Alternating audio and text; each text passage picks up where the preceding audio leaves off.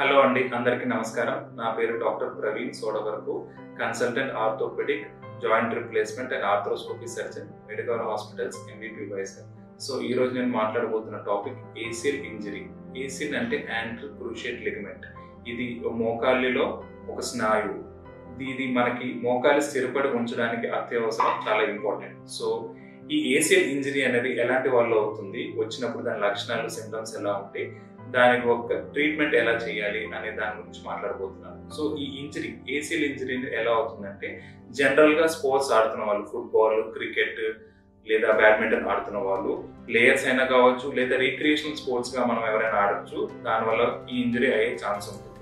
అలా కాకుండా మనం ఏదైనా రన్నింగ్ చేస్తున్నప్పుడు లేదా ఏమైనా రోడ్ ట్రాఫిక్ యాక్సిడెంట్ అయినప్పుడు కూడా ఈ ఇంజరీ అనేది అయ్యే ఛాన్స్ ఉంటుంది.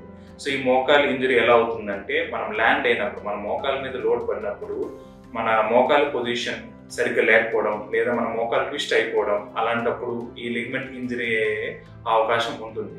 సో ఈ ఇంజరీ అయినప్పుడు లక్షణాలు ఎలా ఉంటాయి?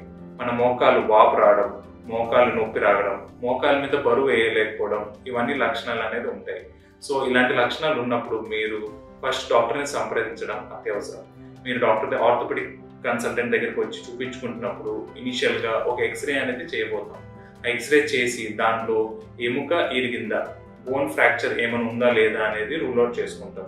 మనకి ఎముక ఇరగడం ఏం లేదు అనుకున్నప్పుడు దానికి మనము ట్రీట్మెంట్ ఇస్తాం. ఫస్ట్ రెస్ట్, దాని మీద బరువు ఎక్కువ వేయకుండా ఐస్ అప్లై చేయడం, యాంటీ ఇన్ఫ్లమేటరీ మెడికేషన్స్, వాపు ఇంకా తగ్గడానికి పనికొచ్చేటట్టు. అది కాకుండా స్ప్లింటేజ్, బ్రేస్ అయినా లేదా ప్లాస్టర్ అయినా వేసి దాని వాపు తగ్గడానికి మనం ప్రయత్నిస్తాం. ఒక 1 week to 10 days ఇలా ట్రీట్మెంట్ చేసిన తర్వాత మనకి నొప్పి తగ్గిన తర్వాత, వాపు తగ్గిన తర్వాత మళ్ళీ ఒకసారి రీఎగ్జామిన్ చేస్తాం. క్లినికల్ గా చూడాల్సి వస్తుంది. అప్పుడు కొన్ని టెస్ట్లన్నీ చేస్తాం. ఆ టెస్ట్ క్లినికల్ టెస్ట్ కాకుండా ఇన్వెస్టిగేషన్ అనేది ఎంఆర్ఐ చేస్తాం. మనకి ఎక్స్రేలో అనేది ఎముక కనిపిస్తుంది కానీ లిగమెంట్ అనేది కనిపిస్తుంది. సో ఎంఆర్ఐ చేసినప్పుడు మనకి ఈ లిగమెంట్ ఎంత ఇంజరీ అయింది అనేది తెలుస్తుంది. సో ఈ ఏసిఎల్ అనేది ఇంజరీ కంప్లీట్ గా టేర్ అంటే మొత్తము తెగిపోతే, అలాంటప్పుడు దానికి సర్జరీ పడే అవకాశం ఉంటుంది. సో ఇది ఎలాంటి వాళ్ళు సర్జరీ చేయాల్సిన అవసరం ఉంటుంది అనేది చెప్పుకోవాలి.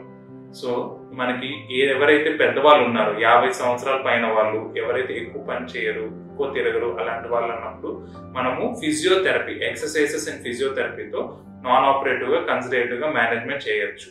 అదే ఇప్పుడు ఈ పేషెంట్స్ ఎవరైతే 30-40 సంవత్సరాల కన్నా తక్కువ వయసులో ఉన్న వాళ్ళు, ఎక్కువ యాక్టివిటీ చేస్తారు, ఎక్కువ తిరుగుతారు అన్నప్పుడు అలాంటి వాళ్ళు మనము దీనికి సర్జరీ చేయాల్సిన అవసరం ఉంది.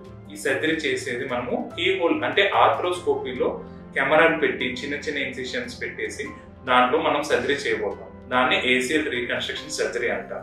ఈ సర్జరీ చేసిన తర్వాత నెక్స్ట్ డే నుంచి నడిపించడం, ఫిజియోథెరపీ అనేది ఎక్సర్సైజెస్ అవన్నీ చేయించి మన మోకాలు చుట్టూ కండరాన్ని బలపరుచుకొని మెల్లమెల్లగా మన మోకాలు స్థిరపడి అనేది పెంచుతాం. Thank you.